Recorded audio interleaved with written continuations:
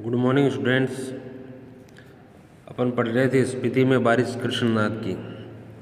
कल अपन ने पढ़ा कि किस तरह स्पीति है जो कि समुद्र तल से कितनी ऊंचाई पर है, 13 से 14 हज़ार फीट की। समुद्र तल से 13 से 14 हज़ार फीट तक की ऊंचाई पर स्पीति स्थित है।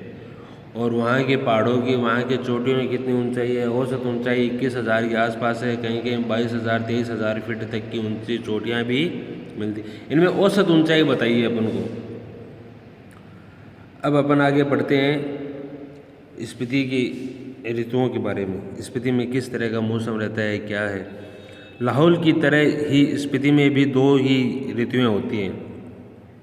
जिस प्रकार लाहौल में दो ऋतुएं होती हैं, एक शीत ऋतु और एक थोड़ी सी बसंत ऋतु, ग्रीष्म ऋतु। और उसी प्रकार यहाँ स्पीति में भी दो ही ऋतुएं हैं। कहीं मैंने षड ऋतुओं का बखान किया है, कहीं मैंने कहा गया है कृष्णनाथ के लिए कि कृष्णनाथ कह रहे हैं, खुद यात्रा वृत्तांत लिख रहे हैं। जो उन्होंने स्पीति की यात्रा की तो उसके बारे में वह लिख रहे हैं, यात्रा वृत्तांत लिख रहे हैं। तो वह कह रहे हैं कहीं मैंने षड ऋतुओं का बखान किया है। षड ऋतु यानी 6 ऋतुओं का बखान किया है।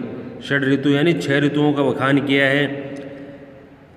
वह अभ्यास दोष के कारण है, यानी कि उनका एक अभ्यास है, अभ्यास दोष। मान लो कि वह हमेशा से लिखते आ रहे हैं षड ऋतुएँ। अपने भारत में षड ऋतुएँ होती है, सभी जगह षड ऋतुएँ होती है। बर्फीले इलाकों में षड ऋतु की जगह 2 ऋतुएँ होती है, एक तो बसंत ऋतु या ग्रीष्म ऋतु और दूसरी होती है शीत ऋतु। शीत ऋतु सबसे ज़्यादा लंबी चलने वाली ऋतु है, क्योंकि वह सितंबर अक्टूबर से शुरू हो जाती है और अप्रैल मई तक चलती रहती है, मई जून तक। इतनी लंबी चलती है शीत ऋतु। और जो वसंत ऋतु है, ग्रीष्म ऋतु है, वह क्या है कि थोड़े से समय के लिए 3-4 महीनों के लिए आती है और लगभग 8 से 9 महीने शीत ऋतु ही रहती है। तो उनका ये अभ्यास दोष है, अभ्यास दोष है। वो खुद बात मान रहे हैं कि मेरे अभ्यास दोष के कारण कहीं कहीं जगह मैंने षड ऋतुओं का भी बखान कर दिया है। यहाँ जून से सितंबर तक की एक अल्पकालिक वसंत ऋतु है, यानी यहाँ की बात हो रही है स्पीति की। कृष्णनाथ कह रहे हैं कि स्पीति में जून से सितंबर तक की एक अल्पकालीन वसंत ऋतु है, यानी जून से लेकर सितंबर तक एक अल्पकालीन वसंत ऋतु है और शेष वर्ष शीत ऋतु होती है। और सितंबर से लेकर वापस मई जून तक की शीत ऋतु रहती है। इतनी लंबी शीत ऋतु इतनी ज़्यादा लंबी चलती है, 8 से 9 महीने की होती है। वसंत में जुलाई में औसत तापमान 15 डिग्री सेंटीग्रेड रहता है और शीत ऋतु में जनवरी में औसत तापमान 8 डिग्री रिकॉर्ड किया गया।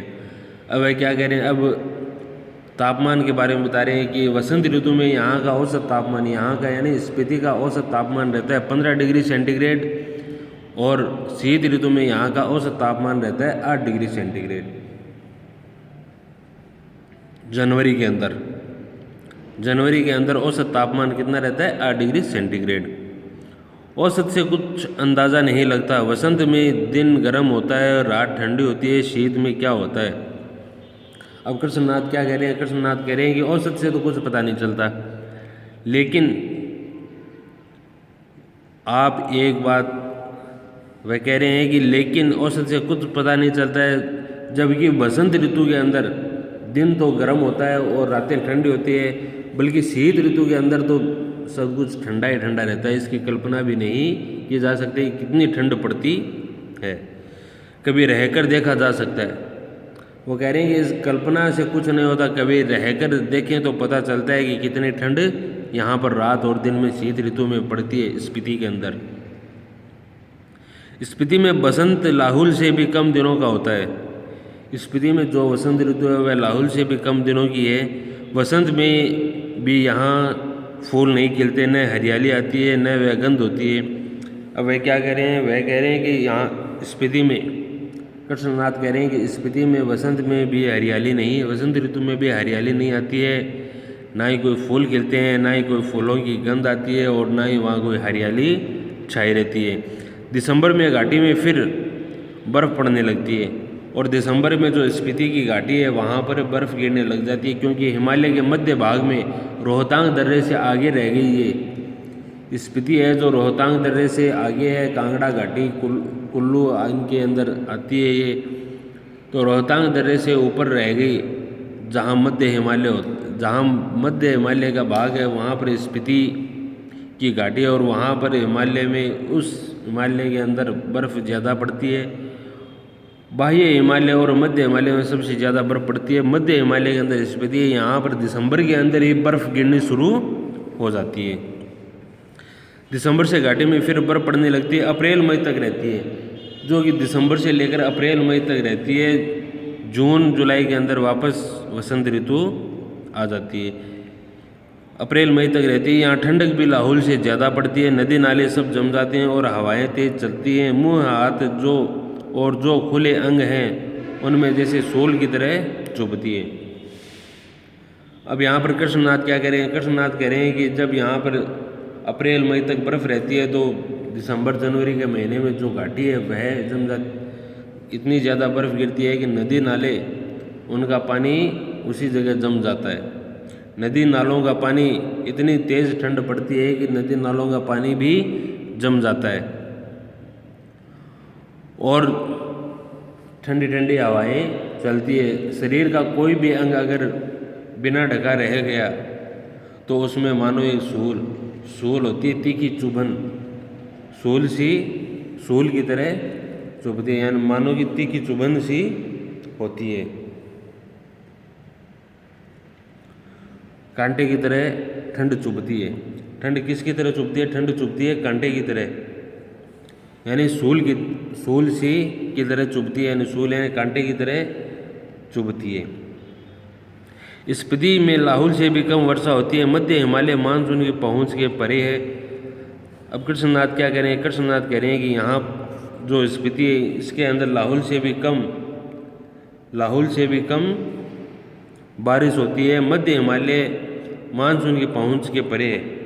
अब वह कह रहे हैं कि ये जो मध्य हिमालय का भाग है ये मानसून से परे का है, मानसून से परे यानी मानसून की पहुंच से दूर का है, मानसून उससे पहले रह जाता है, मानसून मध्य हिमालय से पहले रह जाता है। मध्य हिमालय और बाह्य हिमालय ये क्या है? मानसून से परे हैं। यहाँ बरखा बहार नहीं है। बरखा बहार का अर्थ है वर्षा की बहार। कवि कह रहे हैं यहाँ बरखा बहार नहीं है, यानी यहाँ पर वर्षा की बहार नहीं है। कालिदास ने अपने ऋतु संहार में यहाँ वर्षा का तो संहार ये करना पड़ेगा। कालिदास को अपने ऋतु संहार में यहाँ वर्षा का तो संहार ही करना पड़ेगा। कालिदास में वर्षा का क्या ठाट है? यहाँ वर्षा वर्णन इस प्रकार शुरू होता है। कवि क्या कह रहे हैं? संहार यानी अंत, कि कालिदास को भी अपने ऋतु संहार जो कि उनका काव्य है उसके अंदर भी यहाँ पर बारिश का संहार यानी बारिश का अंत ही करना पड़ेगा। कालिदास ने वर्षा का वर्णन किस प्रकार किया है?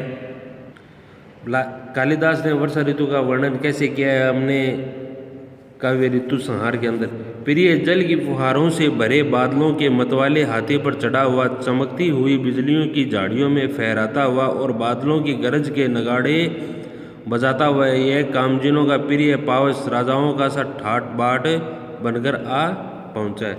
पावस होती है वर्षा ऋतु। अब यहाँ पर वह वर्षा ऋतु के बारे में कह रहे हैं, वर्षा ऋतु का वर्णन कर रहे हैं कि बादलों के भरे मतवाले हाथी पर चढ़ा हुआ, मतवाला हाथी यानी मस्त हाथी पर चढ़ा हुआ, जल की फुहारों से भरे बादलों के मतवाले हाथी पर चढ़ा हुआ, वह अपने ऋतु संहार के अंदर वर्षा ऋतु को संबोधित करते हुए कह रहे हैं कि मतवाला हाथी यानी मस्त हाथी पर चढ़ा हुआ, चमकती हुई बिजलियों की झाड़ियों में फहराता हुआ और बादलों की गरज के नगाड़े बजाता हुआ। नगाड़े यानी ढोलता से, नगाड़े बजाने ढोलता से बजाना, बैंड बाजे बजाना, नगाड़े बजाता हुआ यह कामजिनों का प्रिय प्रवास। कामजिन यानी विलास करने वाले लोग, जो विलासी लोग होते हैं उन्हें कामजिन लोग कहते हैं। विलासी लोगों का प्रिय पावस राजाओं का सा ठाट बाट बनकर आ पहुँचा। प्रिय पावस यानी प्रिय वसंत ऋतु। पावस ऋतु होती है वसंत ऋतु, वर्षा ऋतु का महीना, इसलिए कहते हैं कि यह जो विलास करने वाले लोग हैं, कामजिन लोग हैं, इनका प्रिय महीना कौन सा? वर्षा ऋतु का महीना राजाओं का सा ठाट बाट बनकर आ गया है। यह पावस यहाँ नहीं पहुँचता है। अब कवि कृष्णनाथ क्या कह रहे हैं? कवि कृष्णनाथ कह रहे हैं कि यह पावस यानी वर्षा ऋतु का महीना यहाँ नहीं पहुँचता है। कहाँ नहीं पहुँचता है? स्पीति में नहीं पहुँचता है। कालिदास की वर्षा की शोभा विंध्याचल में है, हिमाचल की इन मध्य घाटियों में नहीं है। अब यहाँ पर कृष्णनाथ क्या कह रहे हैं? कृष्णनाथ कह रहे हैं कि कालिदास ने जो यहाँ पर वर्षा ऋतु के बारे में, उसके राजसी वैभव के बारे में बताया है, यह विंध्याचल की पर्वत श्रेणियों के अंदर है, हिमालय के मध्य पर्वत श्रेणियों के अंदर नहीं है। मध्य पर्वत श्रेणियों के अंदर जहाँ पर स्पीति स्थित है वहाँ पर यह नहीं है। वहाँ पर ना ही तो हरियाली है, ना ही वर्षा ऋतु है, ना ही फूलों की गंध है, बहार है, ना ही फूल खिलते हैं और ना ही वहाँ पर हरियाली होती है। मध्य हिमालय में बारिश बहुत कम होती है। शीत ऋतु का महीना सबसे ज़्यादा होता है। वसंत ऋतु तो 3-4 महीने की होती है। शीत ऋतु तो 8-9 महीने की पहुँच जाती है, जून तक पहुँच जाती है शीत ऋतु। और यहाँ पर वर्षा का जल भी, नदी नालों का जल भी जम जाता है शीत ऋतु के अंदर। तो वह कह रहे हैं कि यह पावस यहाँ नहीं पहुँचता है, कि स्पीति में पावस यानी वर्षा ऋतु का महीना स्पीति में नहीं पहुँचता है। कालिदास ने जिस वर्षा ऋतु के महीने का वर्णन किया है वह विंध्याचल की पर्वत श्रेणियों का है, ना कि हिमालय की या हिमाचल की इन मध्य श्रेणियों। हिमाचल के अंदर हिमालय पर्वत श्रेणियाँ हैं जो कि रोहतांग दर्रे से उधर मध्य श्रेणी आ जाती है। मध्य श्रेणी और बाह्य श्रेणियों के अंदर वर्षा ऋतु का नहीं। मैं नहीं जानता कि इसका लालित्य लाहौल स्पीति के नर नारी समझ भी पाएंगे या नहीं। मैं नहीं समझता कि इसका लालित्य कहते हैं सौंदर्य को, वर्षा ऋतु। अब वह कह रहे हैं मैं नहीं जानता कि इसका लालित्य, इसका वर्षा ऋतु का लालित्य लाहौल स्पीति के नर नारी भी समझ पाएंगे या नहीं। लाहौल और स्पीति का जो क्षेत्र है वहाँ के जो नर और नारी, नर यानी आदमी और नारी यानी औरत, वहाँ के जो आदमी और औरत हैं वह इस सौंदर्य को समझ पाएंगे या नहीं समझ पाएंगे। उन्हें पता ही नहीं कि वर्षा ऋतु का सौंदर्य कैसा होता है। वर्षा उनके संवेदन का अंग नहीं है। अब वह कह रहे हैं कि वर्षा उनके संवेदन का अंग नहीं है। वह यह जानते नहीं कि बरसात में नदियाँ बहती हैं, बादल बरसते हैं, मस्त हाथी चिंगाड़ते हैं, जंगल हरे भरे हो जाते हैं, अपने प्यारों से बिछड़ी हुई स्त्रियाँ रोती कलपती हैं, मोर नाचते हैं और बंदर चुप मारकर गुफाओं में जा छिपते हैं। अब यहाँ पर वर्षा ऋतु का वर्णन कर रहे हैं। वर्षा ऋतु का वर्णन कर रहे हैं कृष्णनाथ की। वर्षा ऋतु के अंदर बादल बरसते हैं, मस्त हाथी चिंगाड़ते हैं। चिंगाड़ना यानी आवाज़ करना। जंगल हरे भरे हो जाते हैं। वर्षा होगी तो जंगल अपने आप हरे भरे हो जाएंगे और अपने प्यारों से बिछड़ी हुई स्त्रियाँ रोती कलपती हैं और मोर नाचते हैं। वर्षा ऋतु के अंदर मोर नाचते हैं और स्त्रियाँ जो कि अपने प्रिय से मिलने की इच्छा जाहिर करती हैं, कलपती रहती हैं यानी चित्कार करती रहती हैं, अपने प्रिय से मिलने की इच्छा जाहिर करती रहती हैं। मोर नाचते हैं और बंदर चुप मारकर गुफाओं में जा छिपते हैं, क्योंकि बिजलियाँ चमकती है तो बंदर क्या है कि गुफाओं में जाकर छिप जाते हैं। अगर कालिदास यहाँ आकर कहें कि अपने बहुत से सुंदर गुणों से सुहानी लगने वाली स्त्रियों का जी खिलाने वाली पेड़ों की टहनियों और बेलों की सजी सीखी तथा सभी जीवों का प्राण बनी हुई वर्षा ऋतु अपने आपके मन की सब साधें पूरी करे, तो शायद स्पीति के नर नारी यही पूछेंगे यह देवता कौन है, कहाँ रहता है, यहाँ क्यों नहीं आता। अब कृष्णनाथ ने यहाँ कितनी बड़ी बात कह दी कि वहाँ के लोगों को पता नहीं कि वर्षा ऋतु के अंदर क्या होता है, वर्षा ऋतु कैसी होती है। वहाँ के आदमी और औरतों को इस बात का पता नहीं है।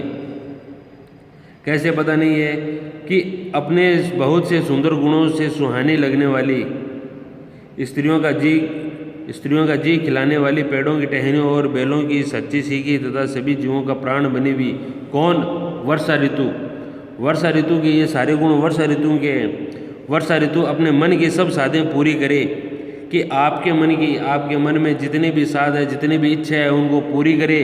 तो शायद स्पीति के नर नारी पूछेंगे कि यह कौन देवता है, यानी वर्षा ऋतु के बारे में पूछेंगे। कृष्णनाथ कह रहे हैं कि स्पीति के आदमी और औरत पूछेंगे वर्षा ऋतु के बारे में कि यह देवता कौन है, कौन सा देवता है यह देवता कहाँ रहता है और हम यहाँ पर क्यों नहीं आता, यहाँ पर कहाँ पर स्पीति के अंदर क्यों नहीं आता ये देवता। कौन?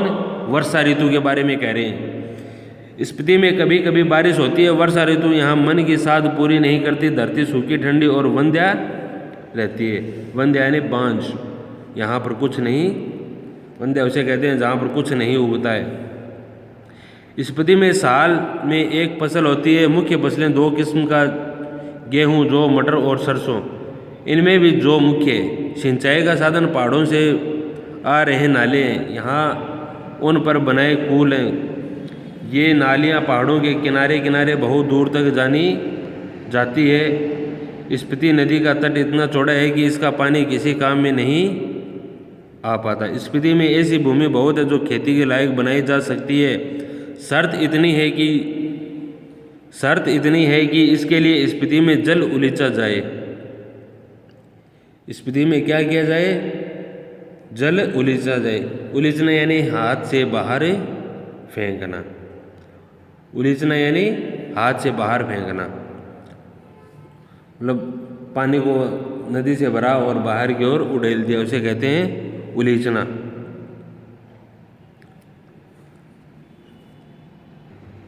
शर्त इतनी है कि इसके लिए स्पीति में जल उलीचा जाए या फिर पानी का कोई और स्रोत पहुंचाया जाए।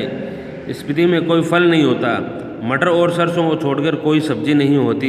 शायद ऊंचाई, वायुमंडल के दबाव में कमी, ठंड की अधिकता, वर्षा की कमी वगैरह के कारण यहाँ पेड़ नहीं होते। इसलिए स्पीति विशेषकर नंगी और वीरान है।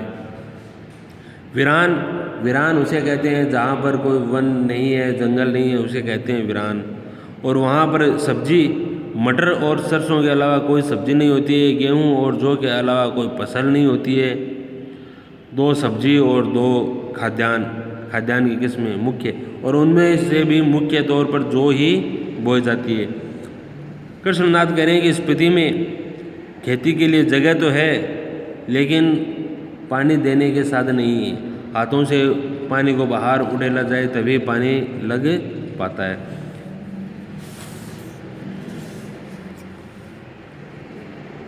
वर्षा यहाँ एक घटना है, एक सुखद संयोग है। हम काजा के डाक बंगले में सो रहे थे तो लगा कि कोई खिड़की खड़का रहा है। आधी रात का भी पिछला पहर है। इस समय कौन है? लैंप की लो तेज की खिड़की का पल्ला खोला और तेज हवा का झोंका मुंह और हाथ को जैसे छीलने लगा। मैंने पल्ला बढ़ा दिया, उसकी आड़ में देखने लगा। देखा कि बारिश हो रही थी। मैं उसे देख नहीं रहा था, सुन रहा था। अंधेरा, ठंड और हवा का झोंका आ रहा था, जैसे बर्फ का अंश लिए तुषार जैसी बूंदें पड़ रही थी, जैसे नगाड़ों पर थाप पड़ रही थी। दुंग छेन को हवा बजा रही थी। महाशंख की ध्वनि घाटी में तैर रही थी। स्पीति की घाटी में वर्षा हो रही थी। कमरे में ठंड बढ़ रही थी। मैं बिस्तर में पड़ा मालूम नहीं कब सो गया। सुबह उठा, चाय पीते पीते सुना कि स्पीति के लोग कह रहे थे कि हमारी यात्रा सुबह स्पीति में बहुत दिनों बाद बारिश हुई थी। पहर का अर्थ होता है समय, पल्ला का अर्थ होता है हिस्सा। खिड़की के 2 पल्ले, जैसे देखो ये 2 पल्ले हैं, तो ये खिड़की का क्या है? एक हिस्सा है। खिड़की का क्या है? हिस्सा। तुषार कहते हैं बर्फ को। तुषार कहते हैं बर्फ को। अब कृष्णनाथ क्या कह रहे हैं? कृष्णनाथ कह रहे हैं कि हम काजा के डाक बंगले में रुके हुए थे। रात को मैंने देखा जैसे कोई खिड़की को खटखटा रहा है। मैंने उठकर खिड़की का जैसे ही एक पल्ला खोला, एक किवाड़ खोला खिड़की का, तो ठंडी हवा तेज़ी से अंदर आए जैसे चुभने लगी। ठंडी हवा तेज़ी से अंदर आए जैसे चुभने लगी।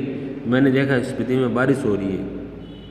और मैं उस ठंड में वापस दुबक कर सो गया। सुबह उठा, मैं चाय पी रहा था तो स्पीति के लोग कह रहे थे कि आप हमारे लिए शुभ हो, आप आए हो तो वर्षा हुई है, आपकी यात्रा हमारे लिए शुभ है। स्पीति में आज बहुत दिनों बाद बारिश होती है या बारिश हुई है। इस प्रकार कृष्णनाथ ने अपने यात्रा वृत्तांत में स्पीति की भौगोलिक और सांस्कृतिक पृष्ठभूमि के बारे में बताया कि स्पीति कितनी ऊंचाई पर है, वहाँ पर कौन कौन सी फसलें होती है, कितनी ठंड पड़ती है, कौन कौन सी ऋतुएँ, वहाँ पर 2 प्रकार की ऋतुएँ हैं, 2 प्रकार की सब्जी होती है, 2 प्रकार की फसलें होती है, गेहूँ और जौ, उनमें भी जौ मुख्य है, और वहाँ की चोटियाँ कितनी ऊंची है। स्पीति कहाँ पर स्थित है? स्पीति मध्य हिमालय के अंदर स्थित है। किसके अंदर? मध्य हिमालय के अंदर। इस प्रकार कृष्णनाथ अपने यात्रा वृत्तांत में स्पीति के बारे में बताते हैं। अब अपन करेंगे इनके क्वेश्चन आंसर। क्वेश्चन नंबर 1, इतिहास में स्पीति का वर्णन नहीं मिलता, क्यों? इतिहास में स्पीति का वर्णन क्यों नहीं मिलता? क्योंकि स्पीति हिमाचल की पहाड़ियों में एक ऐसा दुर्गम स्थान है जहाँ पर पहुँचना कठिन ही नहीं, नामुमकिन है, सामान्य लोगों के वश में नहीं है। संचार माध्यमों एवं आवागमन के साधनों का यहाँ पर अभाव है, अतः यहाँ दूसरे देशों की जानकारी नहीं होती। स्पीति का भूगोल अलंघ्य है, साल में 8-9 महीने बर्फ रहती है तथा यह संसार से कटा हुआ स्थान है, दुर्गम स्थान है। किसी राजा ने यहाँ हमला आज तक नहीं किया, इसका जिक्र सिर्फ राज्यों के साथ जुड़े रहने पर ही आता है। मानवीय गतिविधियों का अभाव होने के कारण यहाँ इतिहास नहीं बन पाया। यह क्षेत्र प्राय स्वायत्त ही रहा, स्वायत्त यानी स्वतंत्र ही रहा। क्वेश्चन नंबर 2, स्पीति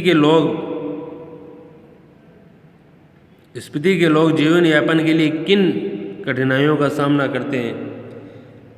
इसका आंसर, स्पीति के लोगों का जीवन बहुत कठोर है। यहाँ लंबी शीत ऋतु होती है जो 8-9 महीने की होती है, और यह क्षेत्र विश्व से या भारत से कटा हुआ है। यहाँ जलाने के लिए लकड़ियाँ भी नहीं होती है। लोग ठंड से ठिठुरते रहते हैं। यहाँ न हरियाली है, न जंगल है, न पेड़ हैं, न यहाँ पर पर्याप्त वर्षा होती है। साल में सिर्फ एक ही फसल उगा सकते हैं, वो भी गेहूँ और जौ की, और 2 सब्जियाँ होती है, सरसों और मटर की। इनके अलावा यहाँ पर और कुछ नहीं उगाया जा सकता है, या दूसरी फसल नहीं होती है। किसी भी प्रकार की फल सब्जियाँ पैदा नहीं होती है। यहाँ रोजगार के साधन नहीं है। ज़मीन खेती करने योग्य तो है, परंतु सिंचाई के साधन विकसित नहीं है, अतः यहाँ के लोगों का जीवन अत्यंत जटिल और कठिन है। क्वेश्चन 3, लेखक माने श्रेणी का नाम बौद्धों के माने मंत्र के नाम पर करने के पक्ष में क्यों है? माने श्रेणी के विषय में लेखक स्वयं प्रश्न करता है कि इसका क्या अर्थ है, और फिर स्वयं ही अनुमानित तौर पर इसका आंसर देता है कि कहीं यह बौद्धों के माने मंत्र के नाम पर तो नहीं है। ओ मणि पद्मे हूँ, इनका बीज मंत्र है। लेखक इसे बौद्धों का बीज मंत्र और संक्षेप में इसे माने कहकर पाठक यानी जो पढ़ रहे हैं उनके समक्ष प्रस्तुत करता है, तथ्य रखता है। इस श्रेणी में माने मंत्र का बहुत अधिक जाप हुआ है, और उसे ध्यान में रखते हुए इस श्रेणी का नाम माने ही दे दिया गया है। ये माने की चोटियाँ बूढ़े लामाओं के जाप से उदास हो गई। इस पंक्ति के माध्यम से लेखक युवा वर्ग से क्या आग्रह किया है? लेखक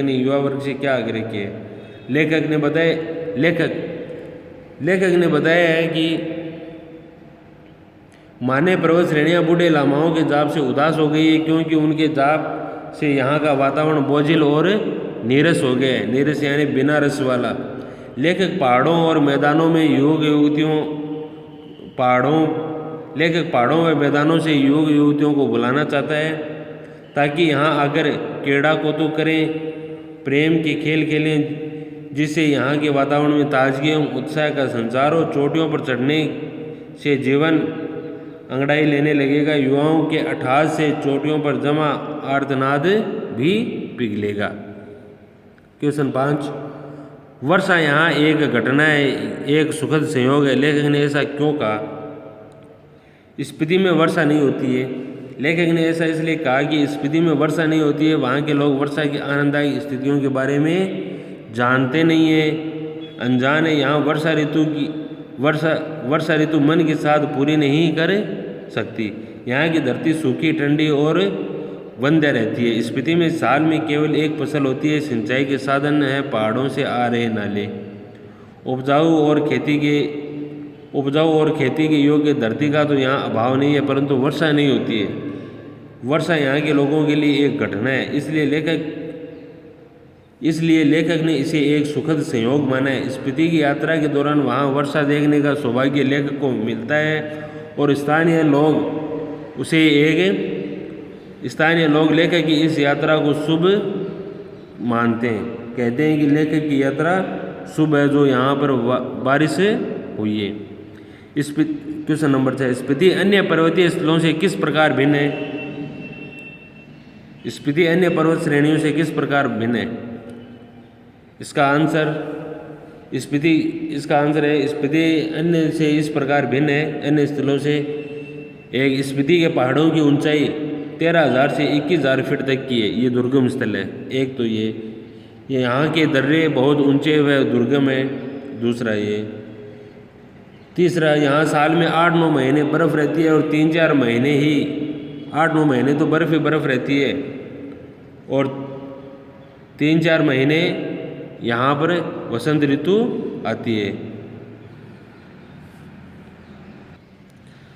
3-4 महीने वसंत ऋतु रहती है, 8-9 महीने शीत ऋतु रहती है। तो अन्य से यहाँ का आने जाने का रास्ता क्या है कि बंद हो जाता है।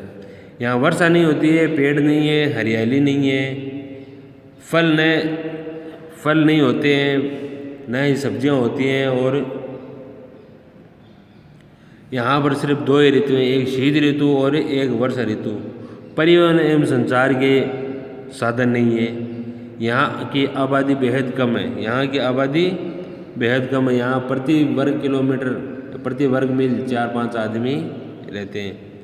यहाँ पर्यटकों के लिए रास्ता नहीं है, ना ही इसलिए यहाँ का वातावरण क्या रहता है? उदास रहता है। इस प्रकार स्पीति अन्य पर्वतीय स्थलों से भिन्न है। Okay, thank you. इसके क्वेश्चन आंसर आपको अपने नोटबुक के अंदर करने हैं। आज तक मैंने जितने भी पार्ट पढ़ाए हैं सभी क्वेश्चन आंसर बताए और आपको सारे के सारे नोटबुक के अंदर करने हैं। Okay, thank you. आगे की क्लास में नया शुरू करेंगे। Thank you.